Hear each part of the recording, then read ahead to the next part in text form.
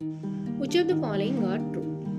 Assertion: the direction of positive charges was taken to be the direction of electric current.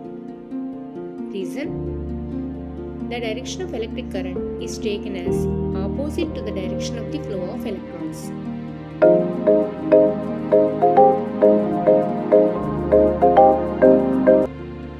The correct answer is both A and R are true, and R is not the correct explanation of A. Explanation: విద్యుత్ దృగ్విషయం గురించి మొదటిసారి తెలిసిన కాలం నాటికి ఎలక్ట్రాన్ల గురించి తెలియదు. కాబట్టి ధనావేశాల ప్రవాహాన్ని విద్యుత్ ప్రవాహంగా భావించడం జరిగింది మరియు ధనావేశాలు ప్రవహించే దిశనే విద్యుత్ ప్రవాహ దిశగా తీసుకోవడం జరిగింది.